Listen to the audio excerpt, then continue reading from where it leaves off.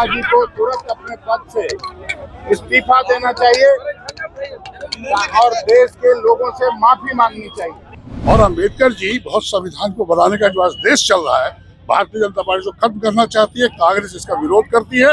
उनको अभी भी याद सब लोग करते हैं। हमले का उद्गार, दंगा फसाद करने के मामले में जो उनकी तेजी है, उसका उद्गार सदाकत आश्रम में करने के लिए आए थे। उसका प्रतिकार हम लोग जान दे करके भी करेंगे। संविधान को मानने वाले, प्रजातंत्र और जमहूरियत में विश्वास करने वाले सभी लोगों में आक्रोश और गुस्सा है और उसी का नतीजा है ये केवल पटना में नहीं बल्कि पूरे देश में उनका पुतला दहन और उनके इस्तीफे की मांग उठी है। अमित शाह जी को तुरंत अपने पद से इस्तीफा देना चाहिए और देश के लोगों से माफी मांगनी चाहिए।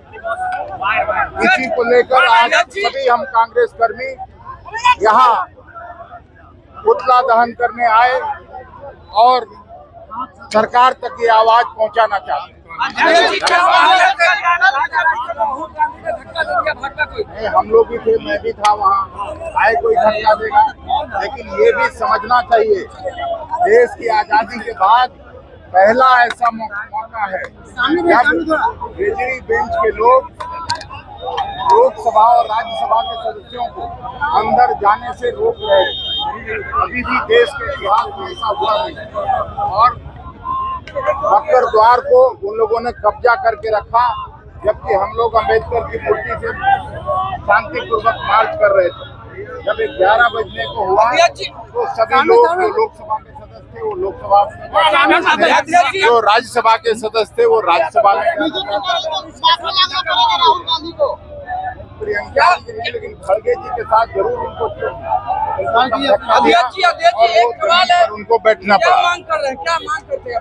अमित शाह को तुरंत इस्तीफा देना चाहिए और देश के लोगों से माफी मांगनी चाहिए। जिस तरह से अंबेडकर जी के लिए जो उद्गार और जिस तरह का सब चयन किया, उनको तुरंत अपने पद से इस्तीफा देना चाहिए और देश के लोगों से माफी मांगनी चाहिए। तभी इस देश में संविधान और जमहूरियत बचेगा। अखिलेश जी कल आ जाए तब तो ये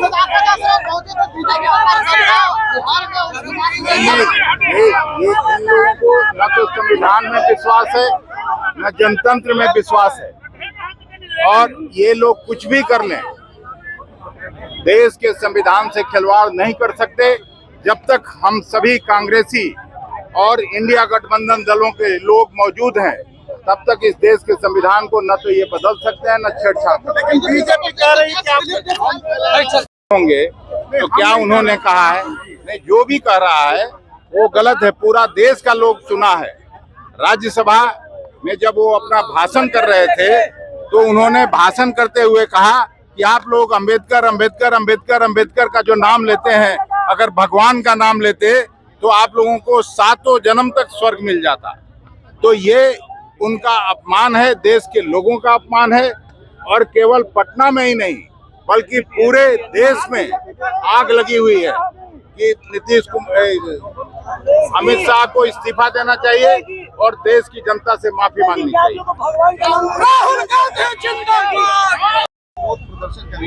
भाई आप देखे हैं कि आदरणीय अमित शाह जी का हम लोग अम्बेडकर जिसने संविधान में अहम भूमिका निभाया और उसके बारे में किस तरह बोलते हैं कि कांग्रेस पार्टी को अगर भगवान का नाम लेते 7 जन्म तक स्वर्ग जाते। क्या हम लोग क्या भगवान का नाम ऐसे रोज नहीं लेते हैं?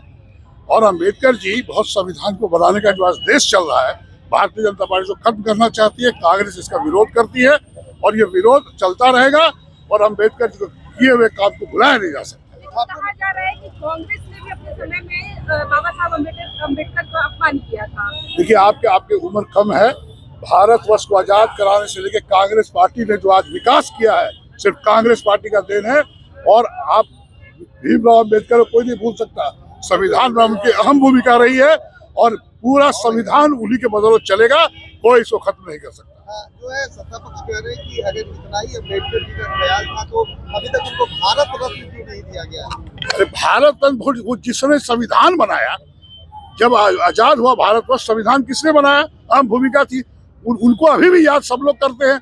आप सब भारत सब छोटे चीजों की बात करते हैं, वो देश के सबसे माने हुए व्यक्ति है, संविधान चल रहा है देश, इसलिए उनको छोटा करने का, भारत तंत्र को उनको छोटा करने की जरूरत नहीं है। आपको नहीं लगता है कि अम्बेडकर जी के नाम पर अब जो है राजनीति हो रही है? कोई राजनीति नहीं हो रही। अम्बेडकर जी ने संविधान बनाया है और देश आज उसी पर चल रहा है। कोई राजनीति नहीं हो रही है, उनको कोई नहीं भूल सकता। उनके बताए हुए रास्ते पर हमको, आपको, सबको चलना है। अब आगे क्या हम लोग आदरणीय अमित शाह का इस्तीफा मांग रहे हैं। उनको, आदरणीय प्रधानमंत्री जी को उनको इस्तीफा लेना चाहिए, चूंकि वो अम्बेडकर जी के बारे में बोले हैं कि अम्बेडकर अम्बेडकर, कांग्रेस पार्टी चिल्लाते रहती है। अगर भगवान का नाम लेते होते तो 7 युग तक स्वर्ग में रहते। ये बिल्कुल गलत है। उनको कंपेयर करना जो संविधान बनाई है बिल्कुल गलत है। आपके नेता राहुल गांधी महाराष्ट्र बीजेपी के लोग सदाकत आश्रम पहुंचे थे। हमला और हिंसा की प्रवृत्ति भारतीय जनता पार्टी के गर्व से ही निकली है। ये स्टेटमेंट मैं इसलिए दे रहा हूं कि मैंने भारतीय जनता पार्टी आरएसएस का इतिहास 1925 से पढ़ता हूं। दंगा फसाद की पार्टी, सोशल टेंशन डालने वाली पार्टी, और इस पार्टी ने झंडा का सम्मान नहीं किया। भारतीय जनता का आरएसएस के हेडक्वार्टर में 52 साल तक नहीं लगाया। तो ये प्रवृत्ति और मानसिकता का उद्गार, भारतीय जनता पार्टी वायलेंस का उद्गार, हमले का उद्गार, दंगा फसाद करने के मामले में जो उनकी तेजी है उसका उद्गार सदाकत आश्रम में करने के लिए आए थे। उसका प्रतिकार हम लोग जान दे करके भी करेंगे। ये इनको समझ में नहीं आता है। इनके बाबूजी और दादाजी तो कभी नहीं गए थे स्वतंत्रता संग्राम के आंदोलन में। हमारे बाप दादा गए, हमारे पुरखे गए हैं। कौन थे महात्मा गांधी, जवाहरलाल नेहरू, राजेंद्र प्रसाद जी? कौन थे? ये सब लोग इसी तरह के संविधान को बनाने के लिए उन्होंने अपना समय दिया है। हाँ, तो लाठी डंडा तो कम चला है। मैं बता देना चाहता हूँ आपके माध्यम से भाजपा को, ये बिहार है। आप अगर अटैक करने आइएगा, हम बुलाया तो नहीं, तो हम लोग तो नहीं जाते हैं कभी। आपको प्रोटेस्ट करना है तो यहाँ पे आके कीजिए। हम लोग शांति प्रिय लोग हैं, संयम रखने वाले लोग हैं। हमारे संयम का, हमारे धैर्य का ये इम्तिहान न लें, इसे हम कह देना चाहते हैं। भाजपा से तमाम शब्दों में कह देना चाहता हूं कि ये नहीं हो सकता है। ये दलित विरोधी, पिछड़ा अति पिछड़ा विरोधी भारतीय जनता पार्टी को ये बहुत महंगा पड़ेगा, और उनके सहयोगियों को भी महंगा पड़ेगा। उनके सहयोगियों ने कहा था ना कि ये बड़का झुट्टा पार्टी है, तो बड़का झुट्टा पार्टी तो कुछ भी कर सकती है। आगे की रणनीति क्या होगी? आप देखिए, आगे देखिए क्या। ये तो हमले का जवाब देना है। इन्होंने हिंसा की प्रवृत्ति पार्लियामेंट से लेकर बाद उसका जवाब देना, और हम देंगे, हम सक्षम है जवाब देने। पनोरमा ग्रुप, जो सोचता है वो करता है। ये लो, मुंह मीठा करो। आज मैंने अपना जॉब छोड़ दिया। अब हम पूर्णिया वापस जाएंगे। जॉब छोड़ दिया है? मतलब ये घर कैसे चलेगा? हम करेंगे क्या? और माँ बाबूजी क्या बोलेंगे? इसलिए मैं एक और मिठाई का डब्बा लाया। अपने बिजनेस के लिए लोन अप्रूव हो गया। अरे लोन अप्रूव हो गया वो तो ठीक है, लेकिन पूर्णिया में हम रहेंगे कहाँ? अपना घर भी तो नहीं है वहां। इसलिए तो एक और मिठाई का डब्बा अलग से लाया हूं।